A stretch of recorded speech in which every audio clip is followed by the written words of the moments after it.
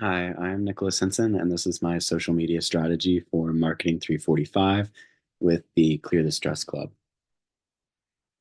Starting with the project outline, we have 15 different subjects that I would like to touch on, starting with the project overview, goals and KPIs, target audience, social media calendar, the results of the KPIs, branding, examples of posts, a link tree, organizing software, inspiration from other accounts. And then I would like to retouch on the goals, the best performing posts, what channels work best, analytics, and what I learned most.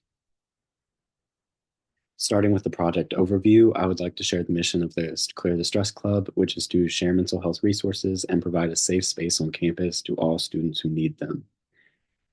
Before this project, Clear the Stress Club only utilized an Instagram account and saw an average of 13.43 likes per post total, but an average of 6.35 likes per post this current semester.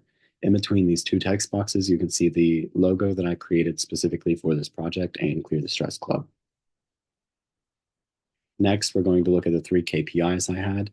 First being exceeding the past like average of Instagram posts by the time of this presentation, reaching the combined total of 200 views on posts across all social channels by the last week of this project, and the third and final KPI being gain a minimum of 50 followers across all social channels by the end of this project.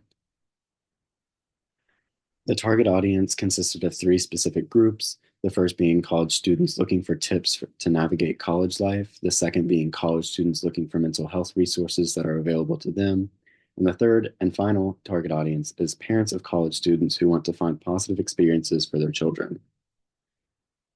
Next, we're going to look at the social media calendar that I created for this project, starting with an introduction week, study tips, a hoodie sale, meeting voting, Thanksgiving break wellness, and then finals week study tips, as well as ending the stigma behind mental health posts.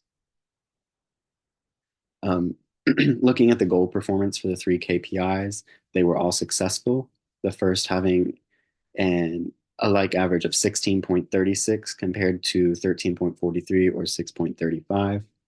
The second being surpassed by over 100 views on Facebook alone, seeing a combined total of 736 views across all platforms in the final week of this project. The third and final KPI was also positive. We saw a total of 81 followers, which is 31 more than our goal on all platforms at the end of this course. Now we're going to look at the examples of posts that were made. Starting with Facebook, you can see that we went for more text-heavy posts, but we utilized emojis and hashtags to really reach our audience, as well as gain readability in our posts. For LinkedIn, we followed a very similar method, except we tried to go for a more wordy post style and we would also link articles helping for work-specific tasks. On Twitter, we went with less lengthy posts, but still utilized emojis, hashtags, and links to reach our target audience and benefit from their readings. On Instagram, I created a branding palette specifically for the course, and we see that I utilize these for all of the posts being made. YouTube also utilized this branding palette, and below you can see a header for one of our videos. On Pinterest, I went with boards and pins to really establish what Clear the Stress Club was for. For organizing software, I would have loved to use Hootsuite. I'm certified in social media marketing and the platform as a whole. It allows for up to 10 social media accounts to be connected, which is perfect for this assignment and course. It has efficiency in the tracking analytics, and it's all grouped together, as well as posting ahead of time. But for $25 a month, just for the basic subscription, it wasn't really capable for a club that does not take dues and only accepts donations. Now we're going to look into the social media influences that I found during this course. Starting with Facebook, I went with the Mental Health Foundation page. They post very similar to us and have a similar mission. For LinkedIn, I really struggled to find a specific account that would really shine through and help us board our posts. But I found that just searching mental health on LinkedIn and looking at the most popular posts of that day, that week, really helped me in seeing what I should post for LinkedIn during those weeks. On Twitter, I went with the Mental Health America page. They share similar things with us as well as a similar mission. On Instagram, I followed the Happiness Project's methods. They utilize the same cohesive posting style for all of their posts, as well as their advertisements for their merchandise. YouTube, I found Psych2Go. It's a very fun website with the same mission as us, and it utilizes these fun little characters in their videos to establish their points. Pinterest, I really enjoyed the Kaleidoscope account. They specialize in journaling prompts according to their bio, but they post heavily on mental health and stress relief tips. Here you can see the branding palette that I used for this semester's course. This project specifically, the slide deck, utilizes the alternate branding, while posts made during the project, especially on Instagram, utilize the traditional branding. However, on our YouTube, we would bounce between both alternate and traditional branding. Next, you can see the link tree that I created to create a more cohesive feel between the social channels. This was found in our bios and the descriptions of our YouTube posts and our Pinterest posts. It would allow users that found our accounts on any social channel to find all of our social medias.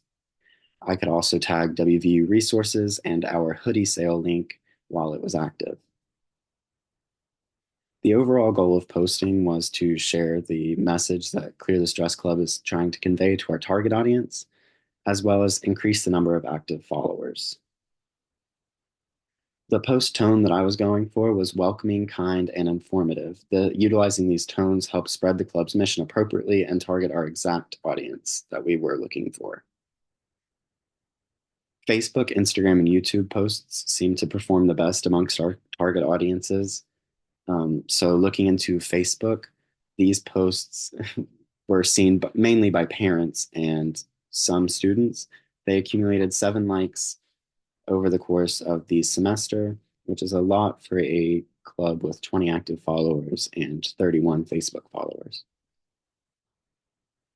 On Instagram, I found that carousel style posts performed the best. So here you can see our highest performing carousel post about ending the stigma behind mental health. This later became a Pinterest board pin. On YouTube, I found that shorts performed very well in terms of views, but our Welcome to Clear the Stress Club video did receive the most likes.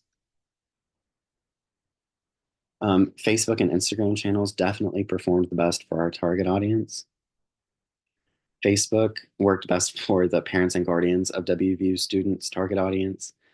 This was especially noticed when I advertised Clear the Stress Club in a WVU parent group and gained 1/3 of our followers from that promotion. On Instagram, I found that the college student target audiences that we had really heavily followed us there. I noticed that when our social media's following grew much faster on Instagram than the other socials channels, especially from our non-meeting related posts. Our posts about study tips and resources saw much more interaction than posts about meeting updates.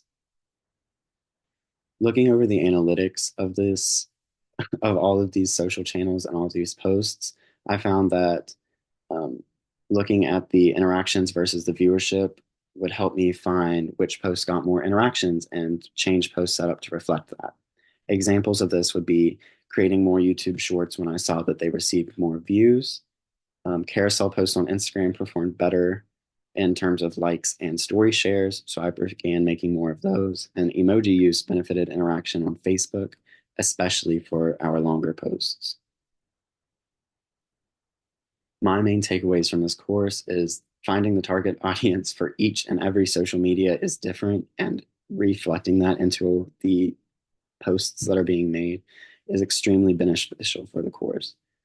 Being able to notice and adapt to these works best for each channel to help continuously grow.